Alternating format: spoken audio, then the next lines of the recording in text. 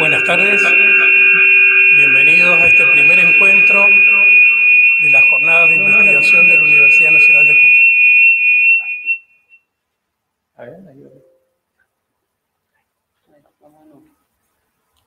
Este primer encuentro va a tener un tema particular y especial, en el sentido del tiempo que nos ha tocado vivir este año, y se titula Investigadores de la UNCuyo frente al COVID-19.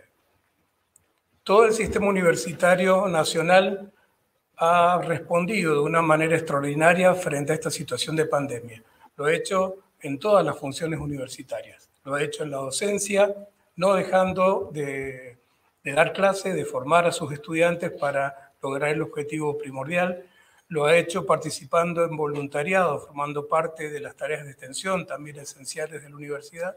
Y lo que nos convoca en este caso, lo ha hecho participando en proyectos de investigación que apuntan a enfrentar, a que nuestra comunidad enfrente con éxito esta pandemia de COVID.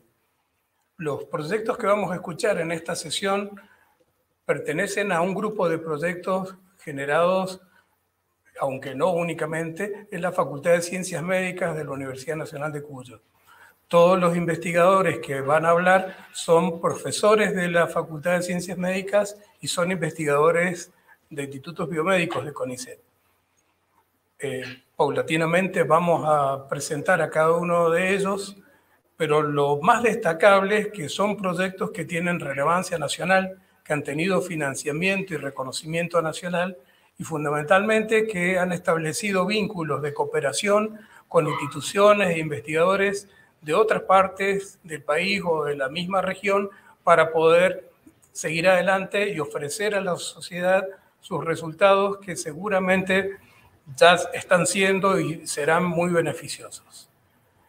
El primero de los proyectos que vamos a escuchar, vamos a tener la suerte, muchos de ustedes quizás lo hayan visto ya en medios de difusión, es un proyecto multicéntrico encabezado por el doctor Walter Ariel Fernando Manucha. Walter es un amigo de muchos años, hemos compartido momentos de trabajo juntos y para mí es un orgullo compartir esta mesa con él. Walter es doctor en farmacia, es profesor de farmacología de la carrera de medicina de la Facultad de Ciencias Médicas, es investigador independiente de CONICET y el proyecto que está desarrollando combina el esfuerzo de muchas instituciones, muchos investigadores en el país y en el exterior, y se refiere específicamente, él ya lo va a decir con mucho más detalle obviamente, a la aplicación de dosis elevadas de vitamina D, tema en el cual él ya tiene una experiencia de muchos años trabajando en otras patologías, pero en este caso apuntando al tratamiento de los pacientes afectados por COVID. Entonces, le cedo la presentación al doctor Walter Fernando Manucha. Muchas gracias, doctor Miatelo, decano de nuestra facultad. Cuando decía años de colaboraciones, yo recuerdo cuando éramos principalmente Roberto becario, del cual aprendí de esa época el desarrollo, ¿no? Y el desempeño en los laboratorios y por supuesto también en la parte académica. Bueno, siguiendo o iniciando con la presentación y como bien decía el doctor Roberto Miguel Miatelo, el trabajo que nosotros vamos a comentar a la audiencia, en realidad yo lo titularía con el diario del lunes todo era sencillo. Pero como bien dijo el doctor Miatelo, nosotros hace 15 años venimos trabajando con vitamina D y el proceso inflamatorio. Así que yo lo que les voy a mostrar es la consecuencia lógica del seguimiento de años de interacción y el aporte en este sentido. Muchas personas se preguntaban si la vitamina D podría ser útil en una situación pandémica como es el caso actual de la vitamina D. Si nosotros nos abocamos un poco al antecedente histórico de vitamina D, desde hace un siglo atrás, el auge más importante de vitamina D en los buscadores más importantes científicos médicos del mundo se llevó a cabo allá por el 2017. Y fíjense ustedes que casualmente en el 2017 se publica un artículo que relaciona el proceso inflamatorio agudo a nivel respiratorio y la suplementación de vitamina D. Este es un multicéntrico, en realidad es un estudio que compara 25 estudios clínicos controlados. No es un multicéntrico, sino que en realidad es un análisis de muchos estudios y es el más leído en los últimos tiempos, sobre todo desde el principio del origen de la pandemia.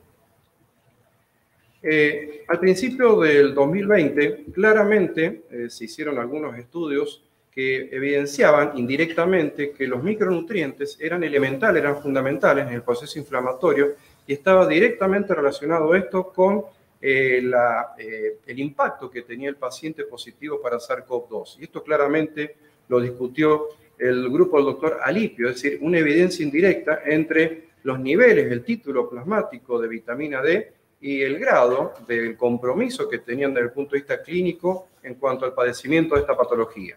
Es muy conocido el estudio de Glasgow-Heath, en donde claramente se relaciona de manera inversa estos niveles o el porcentaje, el contenido de vitamina D y lo que sería la evolución o el pronóstico de pacientes positivos con SARS-CoV-2.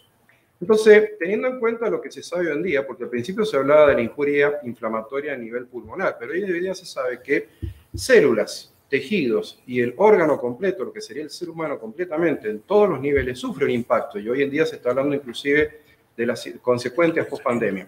¿Qué encontramos nosotros como común denominador en todo esto que se discute y se pone en evidencia? El proceso inflamatorio. Nuevamente caemos en esto. Cronológicamente, hace un año exactamente se declara el primer caso. En marzo de este año se declara la pandemia. El 20 de marzo se inicia la cuarentena en la Argentina. El 26 de marzo nosotros hacemos una propuesta en el ambiente científico médico argentino, como van a ver más adelante.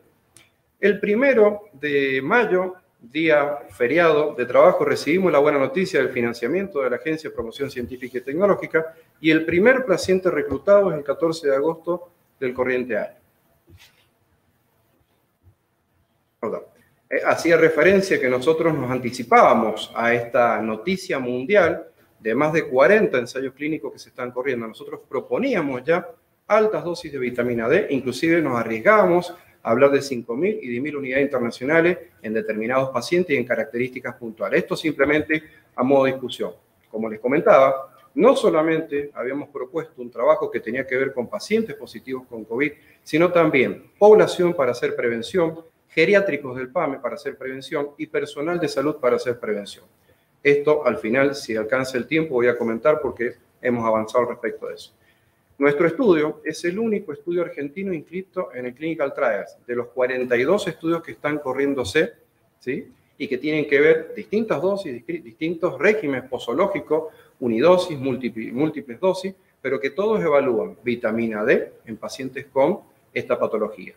El equipo de trabajo responsable realmente para mí es un lujo contar con el doctor Tajer, con la doctora Antonietti, Javier Mariani, el doctor Inserra, el doctor Ferder, pero a los cuales se han ido agregando otras personas, no solamente de la Argentina, sino también en el mundo. Lo que les muestro ahora es lo que llegó ya hace una semana a Mendoza. Son cajas que contienen 24 envases con las 500.000 unidades internacionales o placebo, porque esto está randomizado. Esto está centralizado por la Facultad de Farmacia y Bioquímica a cargo de la doctora Graciela Melito y es parte de lo que recibe el grupo de trabajo. Esta red multicéntrica empezó epidemiológicamente en Gran Buenos Aires. Se extendió, ya tenemos la aprobación de los comités en Argentina. Mañana, como dice en la presentación, se inicia lo que es el reclutamiento de pacientes en servicios en la ciudad de Mendoza e inclusive en el Hospital Scarabelli de Tunuyán. Bueno, simplemente los responsables, los investigadores que están a cargo en cada servicio, tanto en el Hospital Central, del Carmen Italiano, Lago Mayore, la Clínica de Cuyo, el Ramón Carrillo y el Scarabelli, y el material que ya está a disposición para empezar a hacer el reclutamiento. Acá están los días. Al lunes de la semana que viene ya tenemos que tener activados los 7 servicios de Mendoza. A los servicios de Buenos Aires y a los servicios de Mendoza se le han asociado 3 centros de Córdoba, que es el Sanatorio Aléndez, tanto la sede Nueva como la sede Cerro y el Hospital Misericordia. Así que, en definitiva, para abreviar un poco, el primer objetivo del estudio son 200 pacientes y tiene que ver con una evolución clínica, evitar que el paciente tenga un peor pronóstico. Llegado a esto, en los primeros 200 pacientes, 100 placebo, 100 con la vitamina D. Si los objetivos se han cumplido, pasaríamos a la segunda etapa, que son 1064 pacientes. Esta parte la voy a pasar rápido, lo dejo para la discusión, porque en realidad me interesa destacar que fundamentalmente el reclutamiento ha sido un hito, o en realidad múltiples hitos, porque cada paciente que se inició en este reclutamiento fue una nueva oportunidad. Acá quiero destacar el Hospital Muñiz, porque de este subestudio clínico se abren 2 subestudios fisiopatológicos que tienen que ver con la mecanística. Siendo el investigador responsable de las ciencias básicas, nos interesó, lo planteé, y realmente va a ser algo interesante, no solamente la evolución clínica de estos pacientes, sino hacer marcadores de citoquinas pro y antiinflamatorias y lo que sería el brazo opresor y depresor de la angiotensina. Esto se hace con la Facultad de Farmacia y Bioquímica de la UBA, ¿sí? El laboratorio de la doctora Gironacci, entre otros. Lo que les quería mostrar, dentro de los hitos, cómo se han ido reclutando semana a semana pacientes. Esto es a la fecha actual. Acá tenemos a la fecha, porque puede ser seguramente una pregunta de la audiencia, 139 pacientes aleatorizados reclutados al día de hoy, esta mañana, al mediodía. Esto es simplemente una gráfica de reclutamiento según la habilitación de cada uno de los servicios de Cava y lo que sería provincia de Buenos Aires. Pero bueno, rápidamente yo hablaba de Sin el Diario del Lunes. En el 2012 y en el 2013 nosotros anunciábamos una pandemia mundial en revistas científicas importantes relacionadas con déficit de vitamina D, proceso inflamatorio y enfermedad cardiovascular. No solamente logramos comunicar expresión de receptores de vitamina D en una organela que es fundamental en el proceso inflamatorio, sino también relacionarla con muchas patologías, y es lo que justamente venimos haciendo. Hoy en día, noviembre, se publica que una de las principales causas de morbo y mortalidad de pacientes con SARS-CoV-2 son justamente pacientes que tienen exacerbación de este sistema, ¿sí? Pacientes hipertensos, por ejemplo, no solamente hipertensos. Esta pandemia mundial no es ajena a la Argentina. Acá tenemos estadísticas en la Argentina del 2015. Las estadísticas actualizadas de la Argentina son aún peores. Fíjense que a partir de los 4 años tenemos más del 90% de déficit de vitamina D nutricional en situaciones normales. Si a eso si ahora consideramos un paciente que está inflamado por una situación particular como un proceso viral, imagínense las consecuencias que puede tener. Entonces nos pusimos a trabajar los básicos y los clínicos diciendo, tenemos una molécula sencilla, simple, económica, que tiene poderoso efecto antiinflamatorio. Ustedes los clínicos, ¿qué problema tienen? Un gran proceso inflamatorio. Bien, muchos estudios clínicos se han corrido, pero han fracasado desde el punto de vista de los objetivos que se han puesto. Por ejemplo, el Vital, ¿sí? Que es un estudio del cual se esperaban muy buenos resultados, y el final de este estudio clínico multicéntrico dijo que en realidad la vitamina D no aportaba grandes cambios a lo que sería la enfermedad cardiovascular. Pero si uno analiza el entre líneas, no de los objetivos primarios, sino de pacientes que tenían menos de 20 nanogramos por mililitro de vitamina D, en ese caso el hallazgo es realmente significativo. Es decir, que la evidencia, como muestra en la gripe española, esto de que los hospitales a cielo abierto, había evidencia, aunque fuera indirecta, algo tenía que ver esto de la exposición solar, los ambientes abiertos, y que claramente también se puede relacionar con esta publicación de Science de 1938, donde niños haciendo una fila están recibiendo 1 o 2 cucharadas de aceite de hígado bacalao, y que estos chicos, estudiados posteriormente, desarrollaban menos procesos respiratorios, y estamos hablando de mucho tiempo atrás, sin tener el conocimiento fino científico, pero la evidencia de alguna manera es marcada. Es decir, que si nosotros solamente nos quedamos con la evidencia médica y no tenemos una visión un poco más holística, más global, más integradora, puede pasar lo que dice Bachelard, es decir, nos podemos quedar con una realidad que no es completa. Y eso nosotros, como yo lo dije más temprano, lo evidenciamos cuando describíamos receptores de vitamina D y todo el sistema RAS en organismos que no tienen ni sistema cardiovascular ni osteoarticular. La vitamina D y su sistema es mucho más complejo que simplemente el metabolismo fosfocálcico. No voy a entrar en detalles. Son 7 o más los mecanismos que yo rápidamente voy a utilizar como argumento y que fueron los que nos permitieron avanzar en esto. 1, participa activamente la inmunidad, activando un proceso de respuesta a través de péptidos que actúan como microbicidas. Fíjense cómo claramente 2020 exponen que inhibe la replicación viral, y esto ha sido publicado hace aproximadamente 15 días atrás, donde la vitamina D, junto con otros fármacos, pueden participar activamente disminuyendo la replicación, la carga viral. Por favor, retengan eso, porque acaba de salir un artículo que es evidencia directa y que lo voy a presentar al final. El grupo de Dr. Hollick, que es uno de los padres de la vitamina D en el mundo, y Graham, digamos, tienen un caudal de publicaciones donde hablan de la inmunomodulación mediada por receptores de vitamina D, tanto desde el punto de vista genómico como no genómico. De hecho, deberíamos hablar de una verdadera hormona y no una vitamina, por los múltiples mecanismos que subyacen a consecuencia de un factor de transcripción que regula más de 1500 genes y que muchos de ellos tienen que ver con proceso infeccioso. Al respecto de restablecer el desequilibrio de receptores ACE y ACE2 del sistema renina angiotensina aldosterona, publicamos ya 4 artículos que condicionan a esta respuesta de bloquear el sistema RAS o, por ejemplo, dar suplementos de vitamina D que van a tener la misma consecuencia, como muestro en esta publicación, en esta otra de una revista de la especialidad, American Journal of Physiology, el capítulo específico de fisiología pulmonar, donde claramente es un trabajo que ha sido recientemente publicado. También nos metimos a discutir con algo de las etnias, las características etnias, la obesidad, la enfermedad cardiovascular, son variables a tener en cuenta, inclusive aspectos socioeconómicos que se deberían tener en cuenta en situaciones pandémicas como esta. Hoy en día hay que hablar de sindemia más que de pandemia, lo podemos dejar para la discusión. Acá claramente nosotros comunicamos a través de una carta al editor en Journal Human Hypertension que los afroamericanos eran más susceptibles de padecer la enfermedad y si la tenían, de tener un peor pronóstico. Fíjense que este artículo, permítanme que corra porque no recuerdo, ya tiene 6.654 bajadas, ¿sí? Lo cual habla de que es altamente prevalente el interés que tiene la comunidad científica internacional en relación a la temática. La semana pasada nos aprobaron este trabajo in extenso, donde justificamos claramente, no solamente por la escala, digamos, de 7 tintes de pigmentación, sino que los afroamericanos, o lo que sería la raza negra, tiene una característica de respuesta del proceso inflamatorio mucho más exacerbada que, por ejemplo, la raza blanca, y por lo tanto tienen una predisposición, ¿sí? Una mayor densidad y una predisposición a padecer de un daño mucho mayor en cuanto a la patología de este tipo. También está disponible si quieren que lo discutamos. Participa activamente la vitamina D de la integridad de la membrana celular, no voy a entrar en detalle, ocludina, conexina 43 y caderina E. Recientemente comunicamos algo que en el 2012 vislumbramos, disfunción mitocondrial. En el paciente que sufre este proceso inflamatorio ya se ha descrito disfunción mitocondrial. Con un grupo de España, encabezado por el doctor Vicente Laera, comunicamos hace ya un mes y medio este artículo donde hacemos una revisión y donde proponemos una respuesta específica, un tratamiento específico a nivel de lo que es la mitocondria.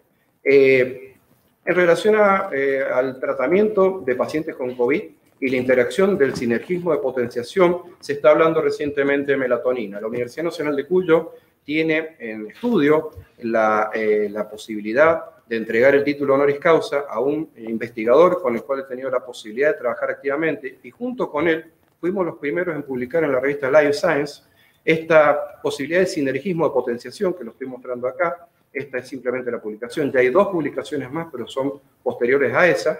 Entonces, cuando se preguntaba en el ámbito internacional si era útil la vitamina D, el doctor Neal le responde, en este caso Donald Trump, que es un pionero de pacientes con vitamina D, que haciendo cronofarmacología de noche altas dosis de melatonina y de día altas dosis de vitamina D, sobre 500 pacientes, solo 4 fueron hospitalizados y ninguno en terapia intensiva, ni requirió todo eso. Bueno, obviamente Donald Trump habrán leído que recibió un cóctel de muchas cosas, inclusive vitamina D, la propuesta que yo les comentaba, la paso rápidamente. También la vitamina D es anticoagulante.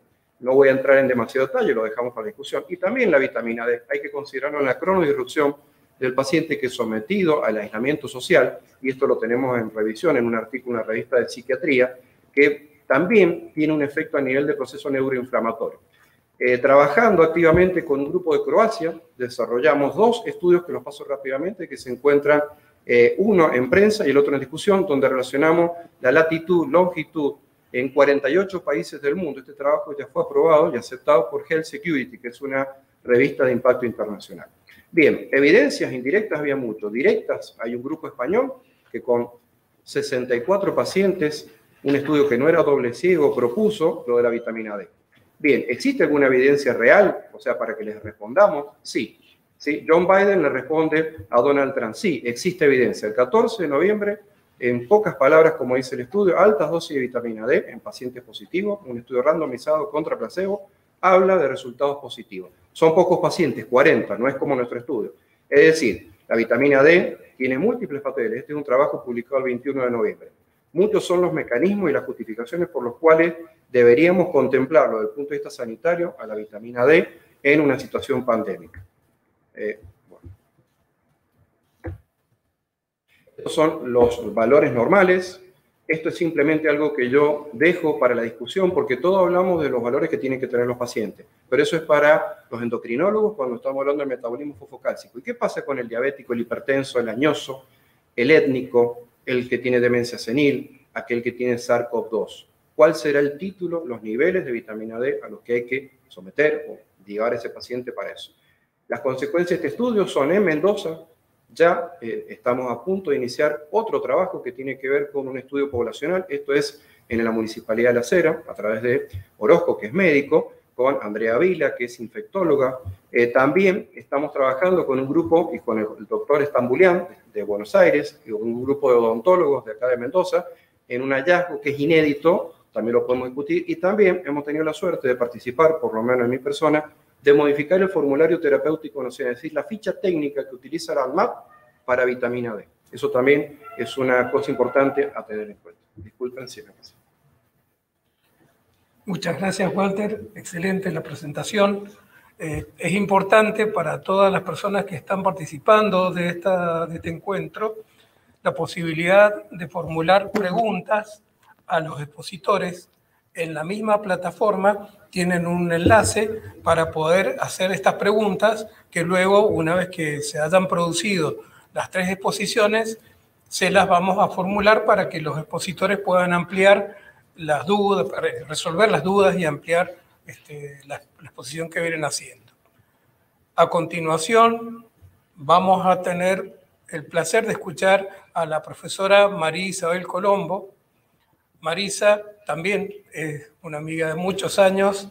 Ella es la directora del Instituto de Histología y Embriología de Mendoza, IEM, que es un instituto de doble dependencia entre el CONICET y la Universidad Nacional de Cuyo. Marisa es la profesora de Biología Celular de la carrera de Medicina en la Facultad de Ciencias Médicas, es investigadora superior de CONICET. Ella trabaja también junto a un grupo importante de colaboradores dentro de Mendoza y fuera de Mendoza y otras instituciones en el proyecto que busca encontrar la forma de mitigar la enfermedad producida por el SARS-CoV-2 a través de la aplicación de fracciones de plasma de pacientes recuperados. Este tema es bastante importante. Ya también hay muchos avances en otras partes del mundo y algunos avances que Marisa nos va a poder contar respecto de la tarea de su grupo. No sé si está ella conectada para darle la bienvenida y esperamos escucharla. Bienvenida, Marisa.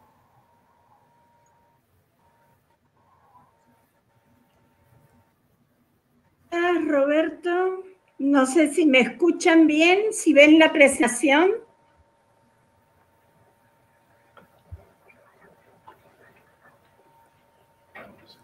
Yo no los escucho, no sé si está todo bien.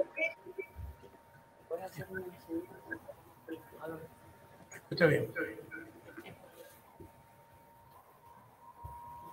Bien, comienzo entonces. Bueno, buenas tardes a todos y a todas. Quisiera agradecer a la licenciada Jiménez Estrella por la invitación y por supuesto a Roberto y mis colegas con los cuales estamos compartiendo esta sesión. El proyecto del cual voy a hablar hoy brevemente fue justamente seleccionado dentro del marco del Programa de Articulación y Fortalecimiento Federal de las Capacidades en Ciencia y Tecnología COVID-19. Nuestro proyecto, como anticipó el señor decano, es el uso de plasma de convalecientes para el tratamiento de pacientes con COVID-19. En realidad yo fui invitada a participar en este proyecto por el doctor Pedro Ruiz del Centro Regional de Hemoterapia de Mendoza. Y bueno, con el motivo de la pandemia y el tratar de alguna manera de contribuir a esta problemática tan seria, me incorporé a este grupo. En este proyecto, diríamos, en el momento actual, no existen tratamientos eficaces para abordar la enfermedad por SARS-CoV-2. El doctor Walter Manucha nos acaba de mencionar los beneficios de los niveles de vitamina D, pero realmente, diríamos, efectivos tratamientos a distintos niveles todavía están en estudio. Estos últimos, yo diría último mes, hemos escuchado muchísimo sobre las vacunas que prontamente estarán en nuestro país, pero quiero señalar, la vacunación es una inmunización activa que requiere tiempo para el desarrollo de la respuesta inmune. O sea, hemos visto también por televisión la efectividad de tal vacuna, de la otra, la respuesta en general, todas son muy efectivas, pero obviamente una vez que dispongamos de la vacuna, también hay que esperar un periodo de tiempo. ¿Para qué? Para que nuestro organismo desarrolle anticuerpos contra el virus. En cambio, la administración de plasma de convalecientes es una inmunización pasiva. ¿Eso qué significa? Que los anticuerpos obviamente ya están formados y entonces si los administramos al paciente, el paciente va a poder defenderse en forma inmediata. Se ha demostrado que en un alto porcentaje en el plasma de convalecientes recuperados de COVID-19 se detecta la presencia de los anticuerpos generados contra SARS-CoV-2. En un estudio, una gráfica que voy a presentarles a continuación, se encontró en la aparición, diríamos, de estos niveles de anticuerpos en los primeros días después de los síntomas, y la primera inmunoglobulina que se detecta es la inmunoglobulina M y posteriormente la inmunoglobulina G. En este gráfico se observa, vamos a considerar día 0, el día en que el paciente o la persona entra en contacto con el virus, es asintomático durante los primeros 5 días y luego comienza a presentar, como está aquí representado en la línea azul, la presencia del virus que es detectable, síntomas, y comienza a producir en línea verde la inmunoglobulina M, que es el tipo de inmunoglobulina que se detecta. Ustedes pueden observar que luego de la resolución de la enfermedad, los niveles de inmunoglobulina M decaen.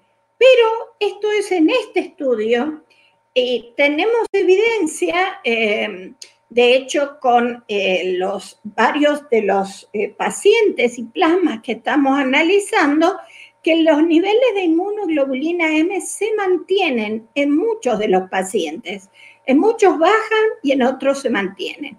Y con respecto a la inmunoglobulina G, que lo tenemos representado aquí en la línea roja, vemos claramente cómo aumentan a partir aproximadamente del día 14 y luego esos niveles se mantienen y permanecen luego de la resolución de la enfermedad, que la podemos considerar después del día 21.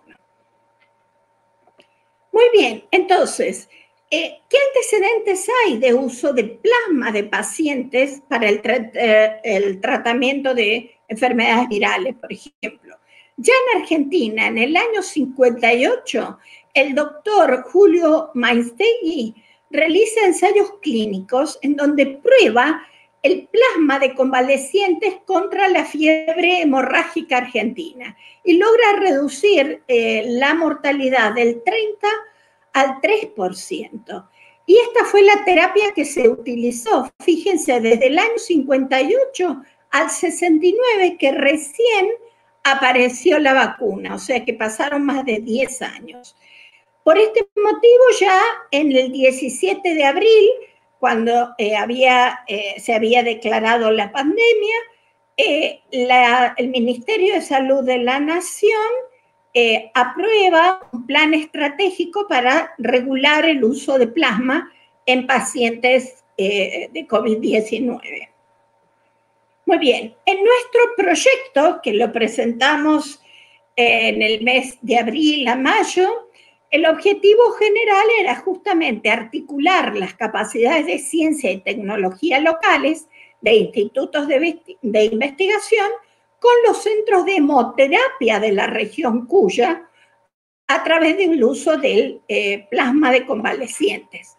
Entre los objetivos específicos es seleccionar donantes de plasma de convalecientes en la región Cuyo para poder obtener unidades de plasma por aféresis y crear o, diríamos, establecer condiciones de seguridad.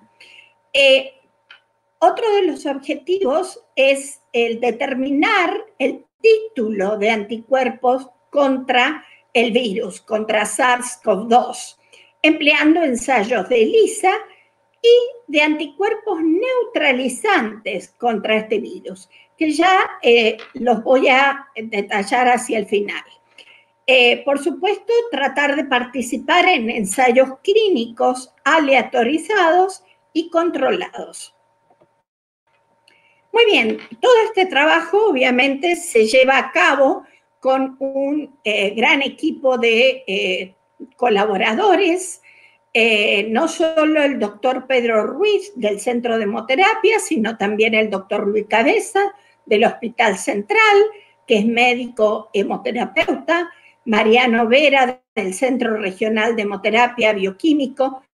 Les pido disculpas no nombrar a todos, y de nuestro grupo de trabajo en el IEM, Constanza Giai, Valeria Zarelli, Nevaí Saraza, Laura Delgui, Oscar Bello y Guadalupe Benito.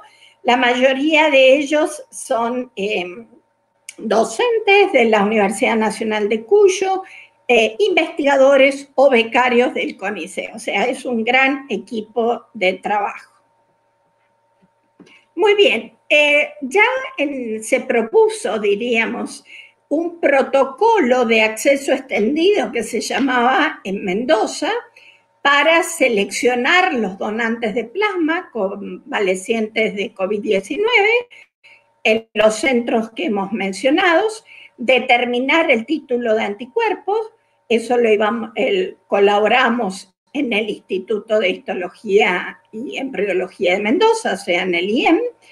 El propósito era proveer de unidades de plasma controlada y establecer las características clínicas de los pacientes y, por supuesto, otros criterios médicos que no vamos a entrar en detalle.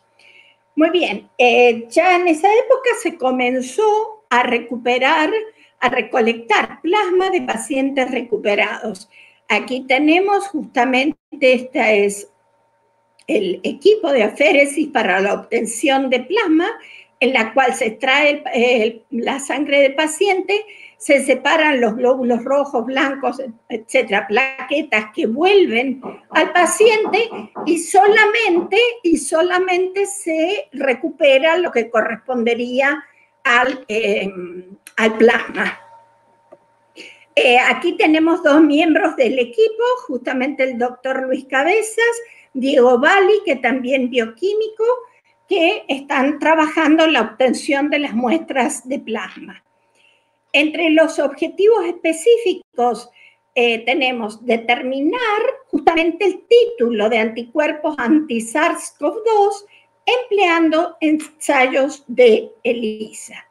¿Qué tipo de ensayos? Bueno, a nivel hospitalario utilizan un equipo, diríamos, automatizado para poder obtener resultados de forma rápida con los kits de Roche o de Abbott, y nosotros comenzamos a utilizar el test COVIDAR, que es el que generó el grupo de la doctora Andrea Gamarnik en el Instituto Leluar.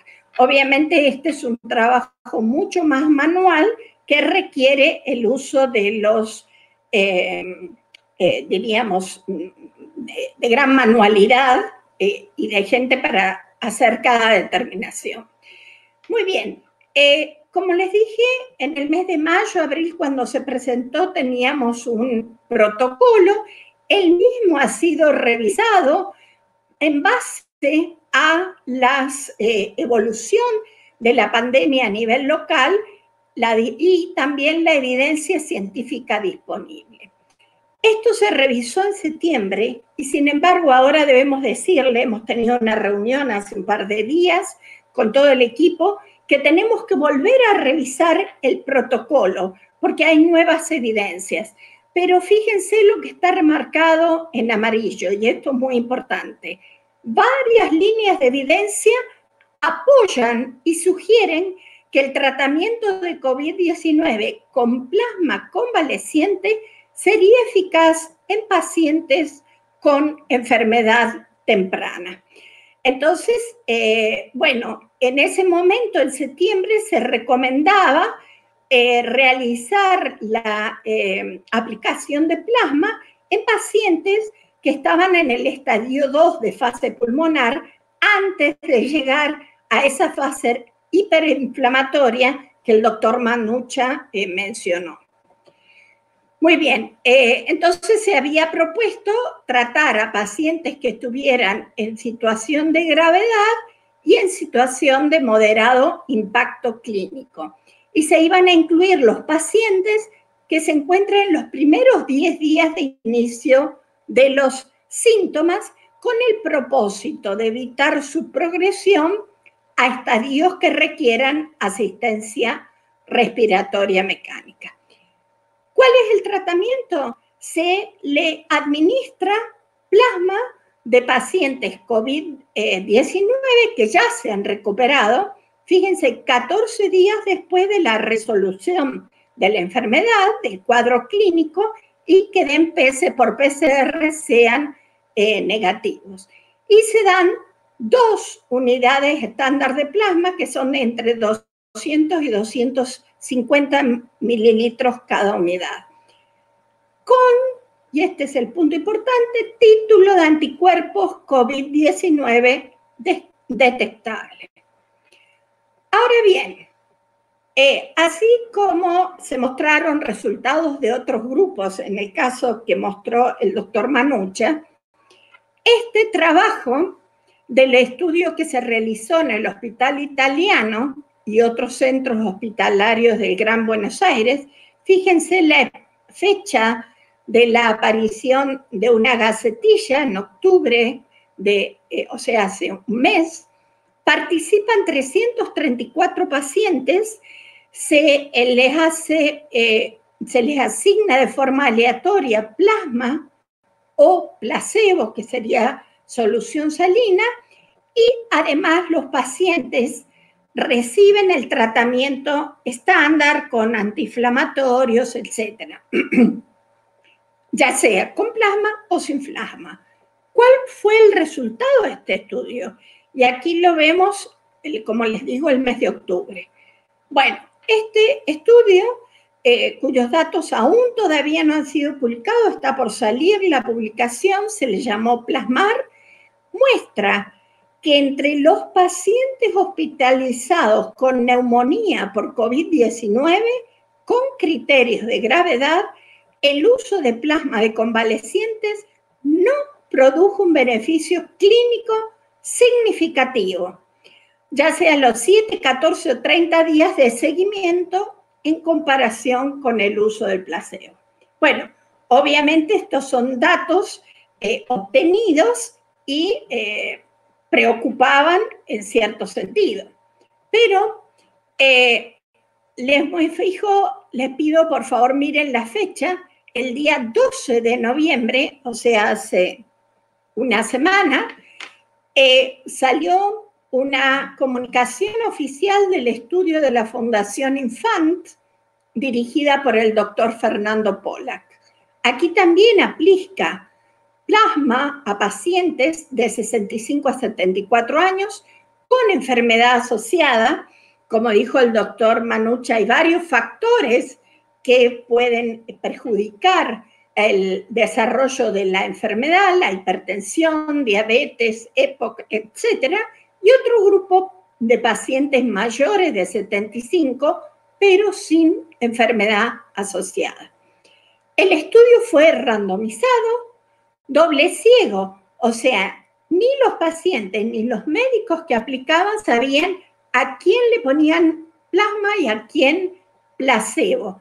Y se llevó a cabo en varios centros hospitalarios de Buenos Aires.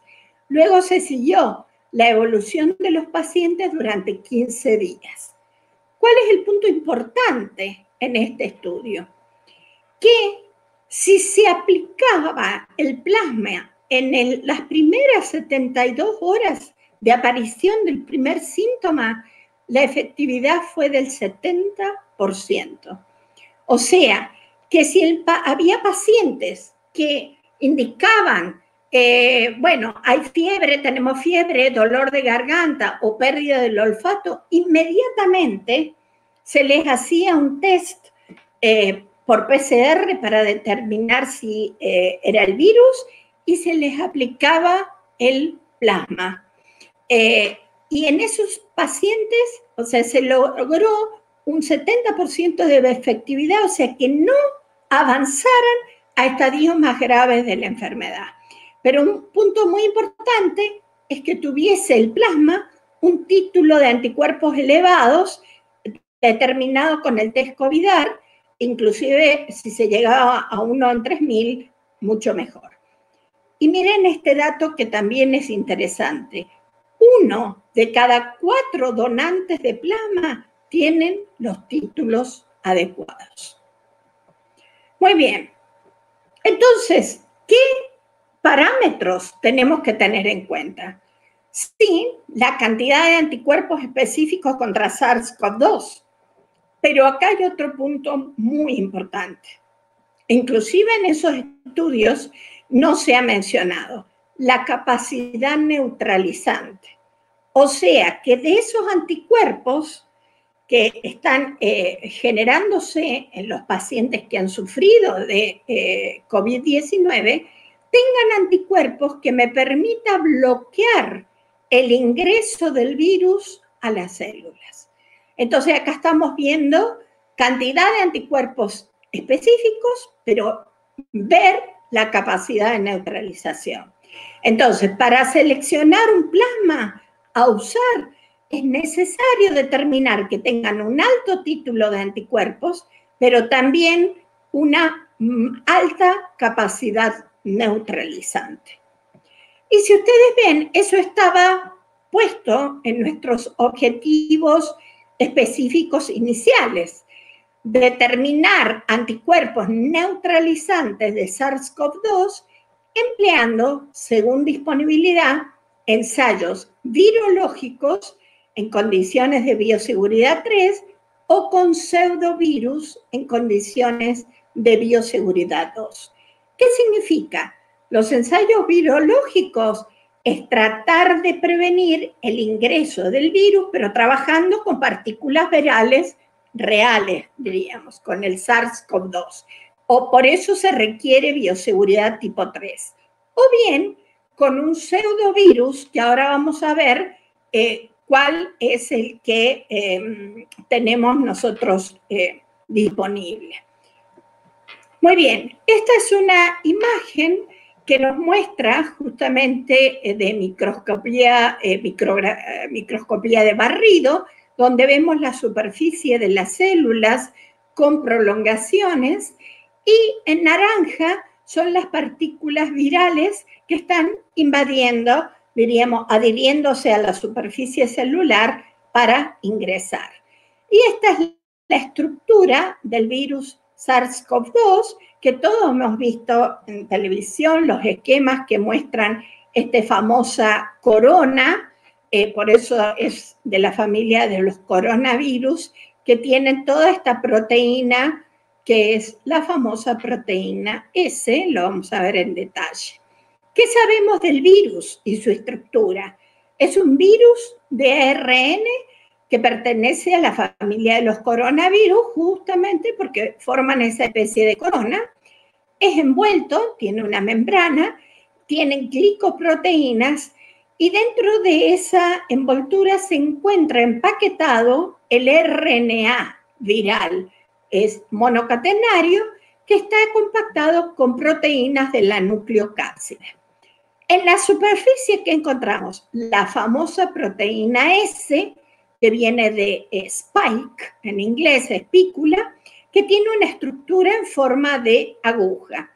Y la proteína S es la que permite la entrada a las células al unirse con el receptor AC2, que es la enzima convertidora de angiotensina 2. Muy bien. ¿Cómo se une o cómo se sabe que se uniría esta proteína spike o espícula al receptor AC2? Bueno, aquí tenemos en esta reconstrucción de la estructura de la proteína, veamos que en la parte terminal tenemos esto que es el dominio RBD, o sea, un dominio de unión al receptor. En rosa es el receptor AC y este es el dominio. Entonces, los anticuerpos bloqueantes que nosotros necesitamos determinar van a ser aquellos que de alguna manera interfieran, bloqueen la interacción de este dominio RBD con el receptor AC y de esa manera prevenir el ingreso del virus realmente a las células. Muy bien, como yo les mencioné, se podían usar o ensayos virológicos, que implica mayor riesgo y entrenamiento del personal afectado, requiere bioseguridad 3, o bien con pseudovirus, que son virus fabricados, pero que nos van a servir para analizar y que nos permite trabajar en condiciones de bioseguridad 2. De todas maneras, yo deseo mencionarles que todos los plasmas que estamos analizando y que hemos determinado anticuerpos, los trabajamos en bioseguridad 3, porque muchos provienen de pacientes que pueden ser material potencialmente contagioso. Muy bien, entonces este pseudovirus, ¿qué es lo que es? Acá tenemos la estructura del SARS-CoV-2, el virus salvaje, podríamos decir, con su proteína espícula en la superficie, en la membrana, la envoltura, proteínas de la envoltura, el RNA, que está, RNA viral, que está compactado con proteínas de la nucleocápside. Y aquí tenemos, ¿no es cierto?, la estructura de esta famosa espícula. Entonces, estos investigadores, ¿qué es lo que hicieron? Generar un pseudovirus. Tomaron el virus de la VSV, o sea, el virus de la estomatitis vesicular, que expresa en su superficie, fíjense que el virus, en vez de ser esférico, como en este caso es más alargado, expresa la proteína G.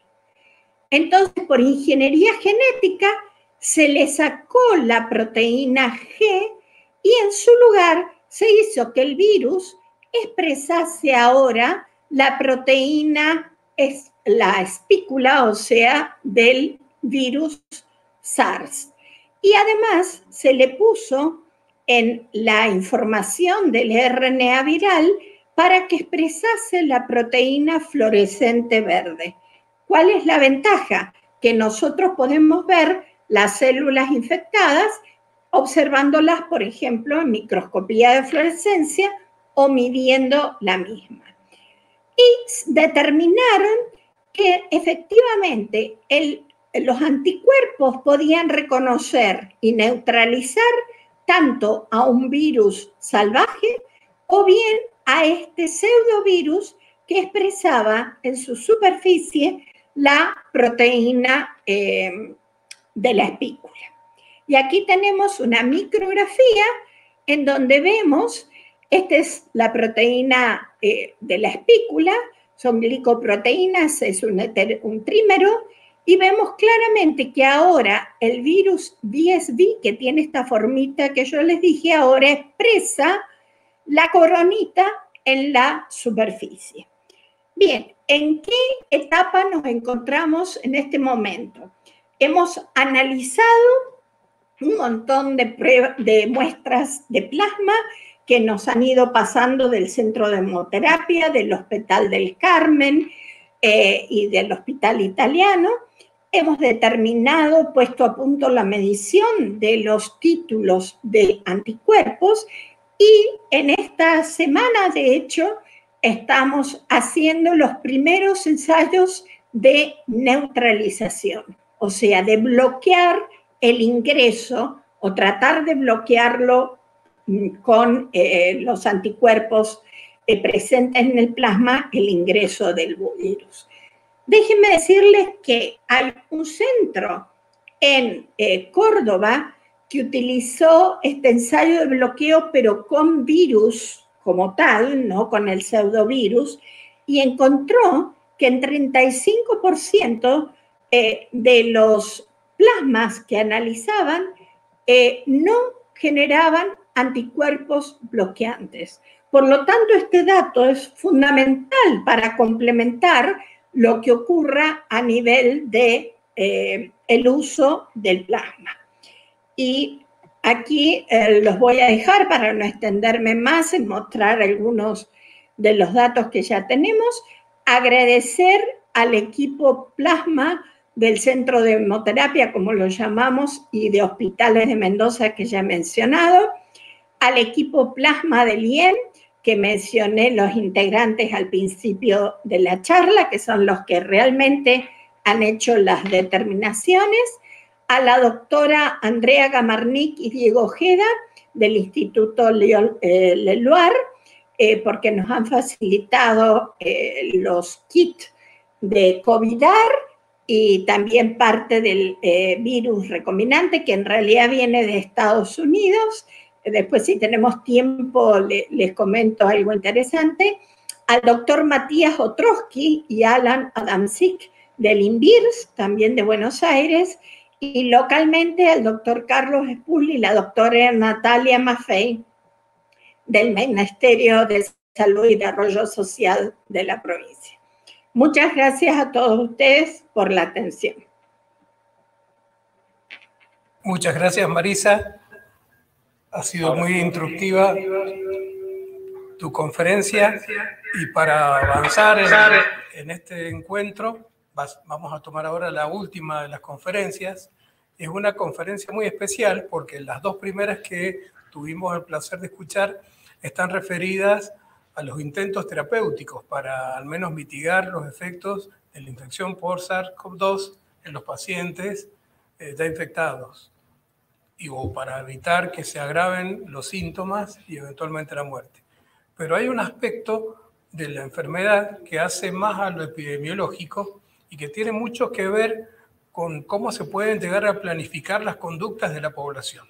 Sabemos, porque nos ha tocado vivir estas etapas, de haber pasado meses en la situación de aislamiento, después de haber pasado por la cantidad de casos detectados a fases de distanciamiento social, volver de nuevo al aislamiento y ahora afortunadamente la cantidad de casos en Mendoza ha disminuido significativamente en estas últimas semanas, pero la cuestión es que necesitaríamos estar testeando a toda la población para tener una idea concreta de cómo está circulando el virus en la comunidad. Sin embargo, hay una estrategia muy ingeniosa y esa es la parte central del proyecto que está desarrollando el doctor Israel Aníbal Vega.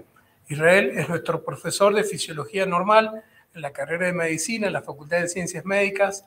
También es investigador independiente de CONICET, del Instituto de Histología y Embriología de Mendoza, y es, junto a su equipo y otros colaboradores de otras facultades, y también en asociación con la empresa Aguas Mendocinas, ha diseñado una forma de detectar virus o restos virales en aguas residuales. Este marcador es algo novedoso, pero a su vez es algo sumamente importante para diseñar las estrategias que le pueden permitir a las autoridades sanitarias, cómo ir encarando los aumentos o disminuciones o las variaciones que se produzcan en la diseminación del virus en nuestra población. Así que vamos a tener entonces ahora el placer de, como última charla y antes de pasar las preguntas que ustedes han enviado, de escuchar al doctor Israel Vega. Israel, por favor. Gracias, señor decano.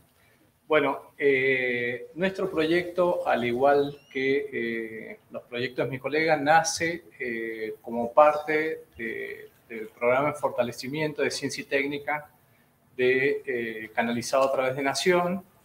Y bueno, nuestro proyecto tiene el título que estoy mostrando, es tal cual se hizo la presentación de este proyecto a inicios de mayo y que fue beneficiado con la financiación del Ministerio de Ciencia y Técnica. El mismo se llama Presencia y Seguimiento de SARS-CoV-2 en aguas residuales en la provincia de Mendoza. Bueno, nuestro querido decano me hizo una buena síntesis del inicio de la presentación, pero ¿cómo nace nuestro proyecto? Nace con una pregunta central, que es cómo era la circulación comunitaria de SARS-CoV-2 en Mendoza. En aquel momento, cuando planteábamos esta pregunta, Mendoza ya se había implementado de Nación el aislamiento social preventivo y obligatorio, pero Mendoza aún tenía solamente algunos casos testeados y claramente identificados un nexo epidemiológico, con lo cual teníamos una ventana de tiempo para trabajar en tranquilo con esta pregunta. ¿Y qué veíamos como limitaciones alrededor de las diferentes políticas que se estaban implementando? Bueno, veíamos algunas limitaciones. Una de ellas es qué alcance poblacional tenían los testeos, que todos conocemos y ya están sociabilizados. ¿Cuál era la escasez de laboratorio? Incluso nosotros mismos estábamos en un cuello de botella para poder acceder a algunos reactivos para poder emprender el proyecto.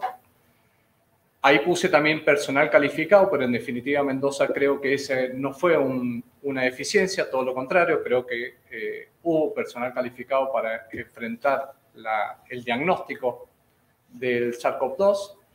Y lo otro que estaba de trasfondo de esta pregunta era si teníamos alguna capacidad para identificar a aquellos individuos que no presentasen síntomas, es decir, los conocidos como asintomáticos, o estuvieran en un periodo de incubación llevando el virus. Entonces, con esto decidimos enfocar el estudio a través de una estrategia que ha ganado notoriedad en el último tiempo, que se llama epidemiología basada en aguas residuales. ¿Qué tiene de particular este enfoque, o qué tiene de prometedor este enfoque? Es que parte del supuesto de que podemos, a través del material biológico de la población humana, tener una mirada de lo que está ocurriendo en una determinada comunidad. Por supuesto que eso incluye, como les dije, los pre y los asintomáticos, y como también aportaba Roberto, es importante porque con esa herramienta permite, por supuesto, de poderla llevar a cabo, permitiría no solamente identificar los brotes, sino también acompañar las políticas sanitarias llevadas adelante e incluso las intervenciones de salud pública, no solo las de aislamiento, incluso ahora nos podemos plantear la de las vacunaciones también se puede acompañar. Entonces, comenzamos a explorar este enfoque y fue así que comenzamos a construir el marco teórico del proyecto y rápidamente, como se imaginarán, la comunidad científica se encontró con un volumen importante de evidencia y nosotros fuimos rescatando aquellas que podían tener valor agregado para el proyecto. En la diapositiva que les estoy mostrando aparece una tabla y unas gráficas abajo de punto. En la de arriba, fíjense, lo primero que buscamos era tratar de identificar cuáles eran los tejidos biológicos que podían aportar, es decir, cuáles eran los lugares donde el virus podía ser parte de su ciclo y en consecuencia después aportar a las aguas residuales. Y en la primera diapositiva pueden ver que hay una serie de porcentajes entre paréntesis. Por supuesto están el fluido broncoalveolar, todo lo que tiene que ver con el sistema respiratorio, pero también hay una columnita que hace referencia a la materia fecal y ese era el foco importante para nosotros. Y ahí en esa tabla se muestra uno de los primeros estudios que en un 30% de los pacientes que se ha detectado el virus o tienen un diagnóstico positivo, también se encontraba en materia fecal. También en la última columna se ve que en el sistema urinario no hay detección de SARS-CoV-2. Y en la gráfica de abajo lo que uno puede ver es un mismo paciente que ha sido testeado. A la izquierda tienen con hisopados rectales y a la derecha con hisopados nasofaríngeos. ¿Qué es lo importante de lo que se ve en esta gráfica? Es que las ventanas de positividad, es decir, el tiempo que permanece el virus en materia fecal, es mayor que lo que permanece en el sistema respiratorio.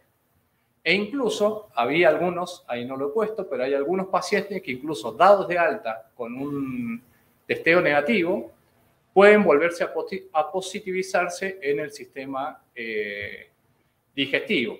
Eso habla a las claras que el sistema digestivo constituye un lugar no solo del ciclo del SARS-CoV-2, sino también que nos permitiría asociar esa fuente, digamos, biológica y de información y asociarla con las aguas residuales.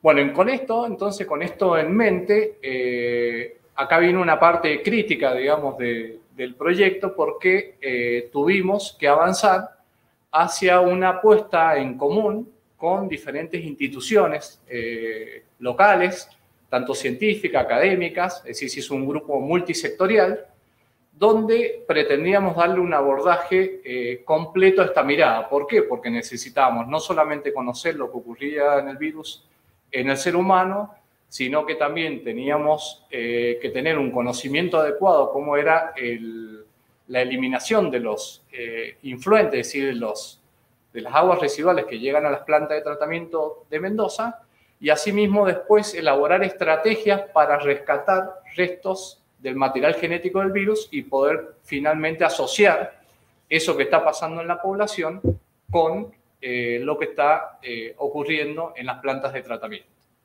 Entonces, bueno, esa etapa crítica la logramos constituir alrededor de, como les dije, de abril, y los primeros días de mayo nos estuvimos presentando a la convocatoria nacional y felizmente fuimos favorecidos con una de las financiaciones.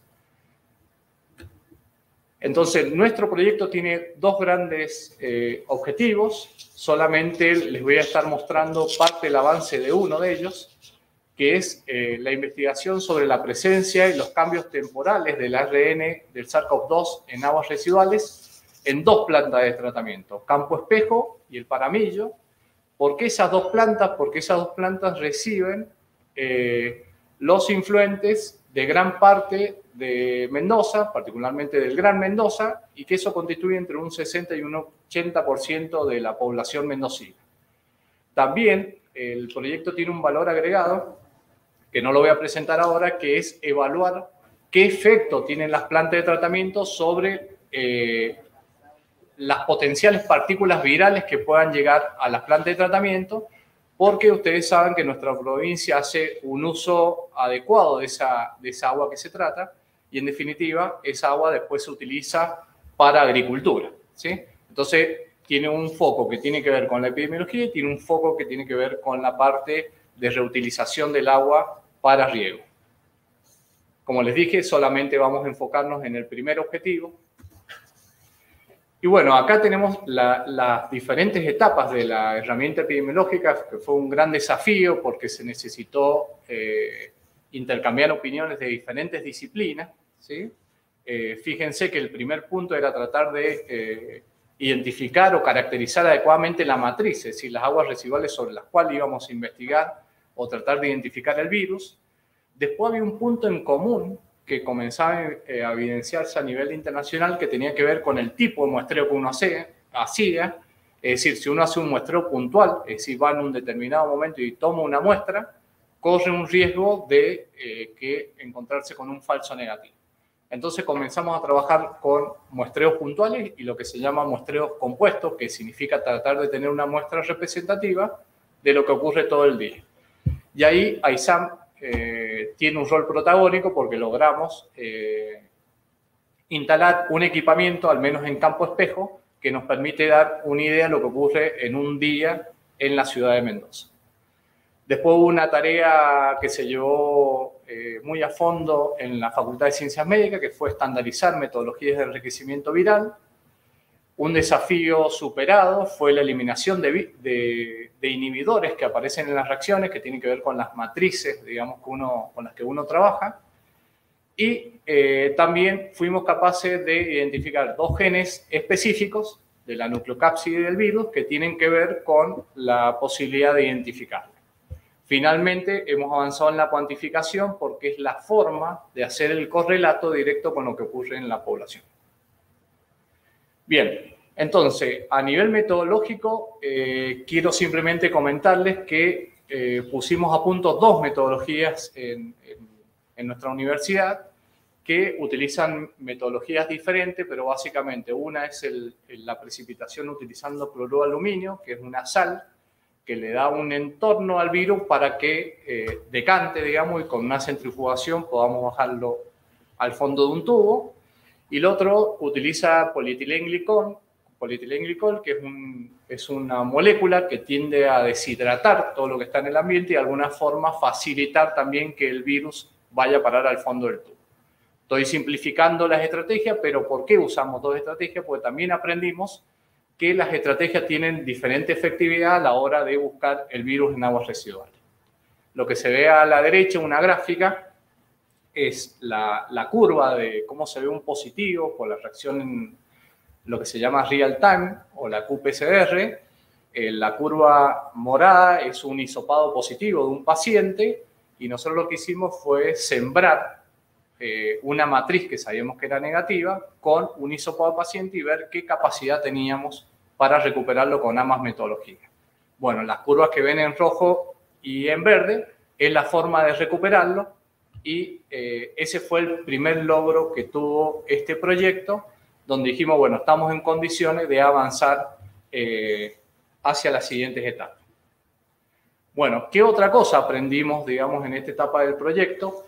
Que para los casos donde fuimos capaces de identificar 2 marcadores moleculares del virus, en este caso de la nucleocápside N1 y N2, hay un correlato lineal entre ambos marcadores.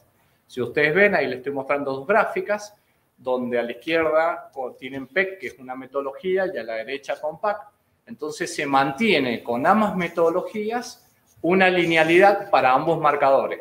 Esto es importante porque ya les voy a comentar que no siempre es posible detectar ambos marcadores. Entonces, es fundamental tener al menos 2 marcadores para tener una herramienta eficiente a la hora de detectar el virus en aguas residuales.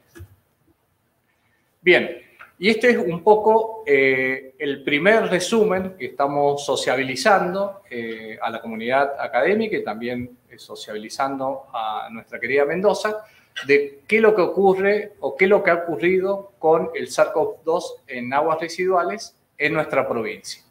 A la izquierda tienen el paramillo, que es una planta bueno, que representa varios departamentos. Ahí fundamentalmente llega los residuos de Guaymallén, Maipú, Luján y parte de Godoy Cruz. Y en Campo Espejo llega fundamentalmente lo de Capital, Las Heras y una región también de Godoy Cruz. Si ustedes ven en Paramillo que dice puntual, que se refiere a la muestra, tienen un eje, en el eje Y son valores positivos, 40, acá hay el pensamiento o el razonamiento a la inversa, el CT que se llama ciclo de cuantificación, mientras más tarde el ciclo cuantifica, menos cantidad de virus hay en la muestra, ¿sí? O sea que a los fines prácticos el 40 sería un no detectable, ¿sí? Y arriba tienen la línea del tiempo, el 0 significan los últimos días de julio, que fue cuando empezamos a implementar la metodología. Y fíjense lo que tiene que ir viendo, cómo los marcadores N1 y N2, que son las diferentes pelotitas, cómo se van positivizando en el tiempo, ¿sí? Que para el caso de Paramillo puntual hay muestras positivas y negativas, como se pueden apreciar en la figura. Pero fíjense qué pasa en Campo Espejo puntual y en Campo Espejo compuesta, que son muestras que se tomaron el mismo día, nada más que una es puntual y otra representa todo un día completo. Fíjense cómo se incrementa la cantidad de puntitos positivos, primero indicando lo importante que significa tener una muestra compuesta. Pero también pueden ver en la línea del tiempo cómo hay sectores hacia el 60 y al día 100, hay sectores donde está todo positivo. Y al día 60 y 100 corresponde lo que ha sucedido en octubre y noviembre, que son los casos donde, o son la línea del tiempo donde más reportes positivos hemos tenido. En la siguiente gráfica les muestro, a la izquierda tienen los casos acumulados por departamento, en la gráfica de arriba. Fíjense cómo nosotros iniciamos el estudio y recién se estaba comenzando a disparar el número de casos reportados. Y en la gráfica de abajo a la izquierda, fíjense que cuando iniciamos el estudio, la línea azul que representa Paramillo y Campo Espejo que representa la roja, la gris es la acumulada entre ambos lugares, todavía estamos antes de que se dispararan los casos de la provincia de Mendoza. Entonces, a la derecha hemos tratado de sintetizar esta información, donde en el eje de las Y, a la izquierda, ustedes pueden ver, hemos reportado ahí o hemos informado la cantidad de pacientes COVID positivos por PCR en forma semanal, ¿sí? A partir del 20 de julio, que fue la fecha en la que comenzó el estudio. Y hacia la derecha, fíjense, toda la semana, incluso hemos incluido los primeros días de noviembre, que las pudimos procesar días atrás, ¿sí? Y hacia el eje Y de la derecha, hemos expresado la cantidad de positivos, de muestras positivas, en forma porcentual. Si uno sigue, la línea azul y la línea roja son las dos metodologías que llevamos adelante en nuestro laboratorio.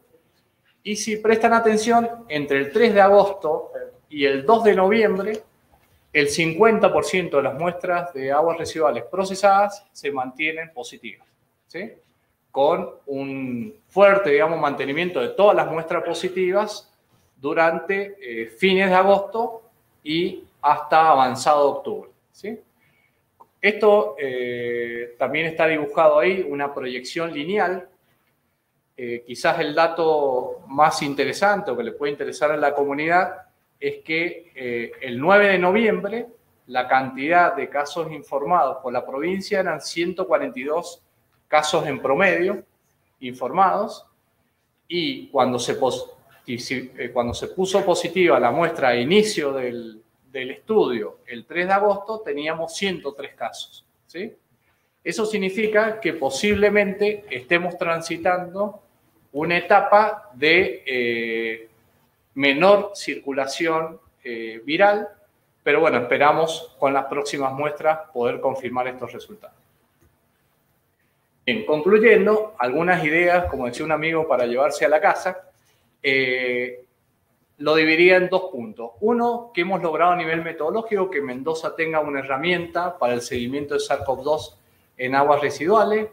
Básicamente es importante decir que Campo Espejo tiene el muestreador automático y eso es algo que se puede proyectar para cualquier otro tipo de enfermedad rastreable en aguas residuales a futuro y esperamos poder instalar otro equipo en Paramillo, estamos trabajando en eso ahora. Tenemos dos métodos de concentración de partículas virales. Esto es importante porque hay un método que es mucho más largo, mucho más lindo, que nos gusta a nosotros, que lleva 9 horas extraerlo. Pero el método corto también ha dado muy buenos resultados, que es el que llamamos el método PAC, y necesita bajo costo de equipamiento, con lo cual implica que podemos descentralizar la actividad y solicitar quizás ayuda a las diferentes plantas de tratamiento, y con ello quiero decir también que podemos ampliar el estudio a toda Mendoza, ¿sí? Hemos encontrado una correlación positiva entre dos marcadores que son muy buenos, son específicos, son recomendables, y nosotros lo que proponemos es que sean complementarios. Es decir, no hay que analizar a uno solo, sino a los dos por vez.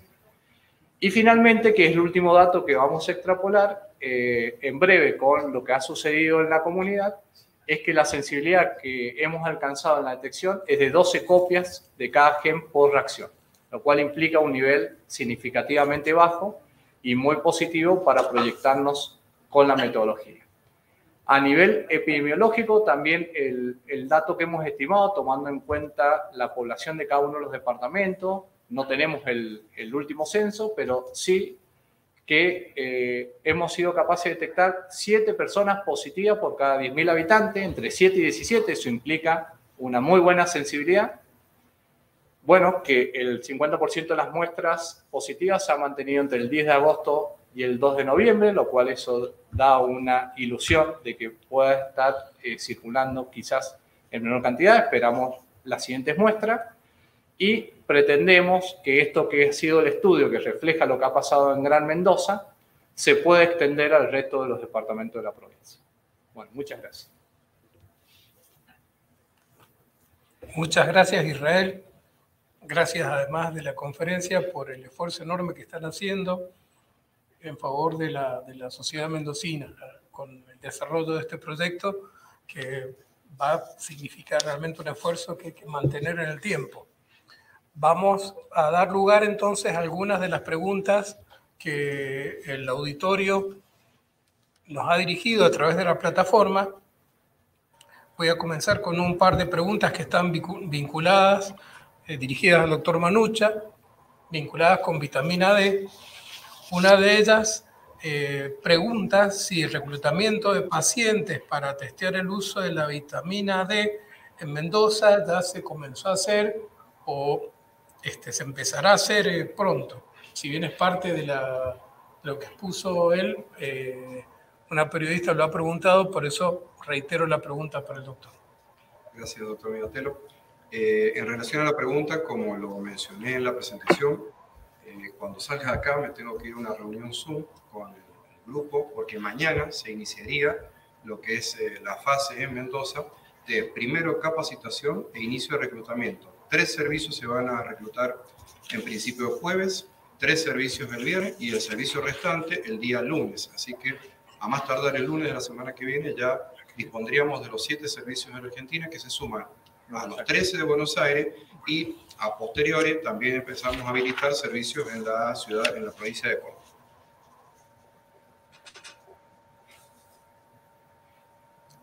Bien, también dentro de lo que constituye la curiosidad que como ciudadanos tenemos respecto de este tratamiento viejo y a la vez novedoso, se nos pregunta si la simple dieta que contenga alimentos con vitamina D y la exposición al sol, como vimos en la imagen que mostró el doctor Manucha sobre la gripe española, es suficiente para el tratamiento del COVID-2 y dado que la vitamina D se va metabolizando o podría ocurrir como otras vitaminas que se acumulan en el organismo, como el caso de la vitamina A, nos consultan entonces esas dos cosas, si la dosis o la cantidad de vitamina que recibimos en la alimentación es suficiente y si la vitamina se acumula en el organismo. De nuevo, gracias, doctor Minatelo. Sí, son preguntas típicas de la audiencia, ¿no? Con respecto a la más elemental, todas las vitaminas liposolubles se acumulan. por ejemplo, la vitamina A nivel hepático, produce la caritidemia, pero específicamente la vitamina D, como liposoluble, se acumula de manera significativa en el tejido graso. Y eso es muy importante tenerlo en cuenta. ¿Por qué? Porque el tejido graso que acumula esa vitamina hace que el título, que la concentración plasmática de vitamina D, sea independiente de la carga. Muchas veces, y asocio con la segunda pregunta, en tiempos de pandemia, donde la situación es crítica y donde se buscan alternativas preventivas y o terapéuticas que coexistan hasta el desarrollo de la tan ansiada vacuna o la implementación de, como hablaba la doctora Marisa Colombo, del plasma de paciente convaleciente, en tanto y en cuanto podamos disponer de estos mecanismos, es muy útil aumentar los niveles a través de suplementación. Las guías internacionales actuales, y no que tienen que ver con el metabolismo fosfocálcico, están recomendando 4.000 unidades internacionales diarias. Si la persona tiene obesidad u obesidad mórbida, hay que sumarle 2.000 o 3.000 unidades internacionales más. ¿Por qué? Porque ya hay muchos estudios que lo han titulado y es justamente porque se deposita en tejido graso. Por lo tanto, hay que llevar a 6.000 o 7.000 unidades internacionales. De hecho, las recomendaciones del grupo del doctor Gram son 10.000 unidades internacionales. Así que no es suficiente en tiempos de pandemia, en situaciones particulares, simplemente tomar 15 minutos de sol, como se está diciendo por ahí, consumir salmón, no es suficiente. Por supuesto que es bueno, que es útil una dieta saludable, pero no alcanza en la prevención para tener una concentración que ya sí ha arrojado. Hay varios estudios, y los mostré yo, donde hay un correlato inverso entre los títulos de vitamina D plasmática y lo que sería la evolución del paciente, que es positivo. Eso sí se sabe. Muchas gracias. Una pregunta para la doctora Marisa Colombo. ¿Cuánto dura la protección contra la infección del COVID con plasma de convalecientes? ¿Se escucha, Marisa? Bueno, es una pregunta excelente y realmente todavía no tenemos la respuesta, porque de hecho tampoco está claramente demostrado cuánto tiempo duran los anticuerpos circulantes IgG en el plasma de los pacientes recuperados. Hay evidencias de que durarían, por ejemplo, gente que se enfermó en el mes de abril o marzo, al principio de la pandemia, y se les detecta ahora, aún tienen niveles de anticuerpos que no necesariamente, como expliqué en mi charla, significa que sean anticuerpos bloqueantes, y que esa es una diferencia muy importante. Entonces, en realidad lo que se da, el plasma, si se le da en forma precoz, y esos son los datos que también tenemos aquí en el grupo de Mendoza, tiene que ser en los primeros días para evitar que el virus ingrese a la célula y produzca, desencadene todo el problema inflamatorio tan terrible que lleva o puede llevar desgraciadamente a la muerte del paciente. Pero es algo que estamos analizando, tratando de seguir donantes de plasma en el tiempo.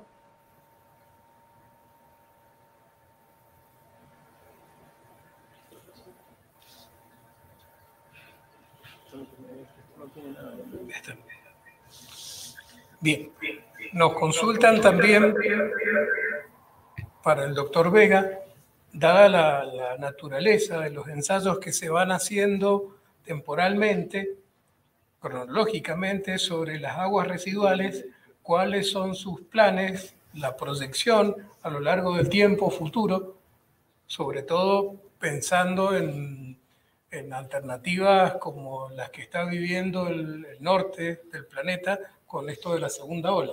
¿Cuál es la previsión para el grupo de trabajo para continuar con la tarea de detección del virus en aguas residuales? Gracias por la pregunta, doctor Miotel.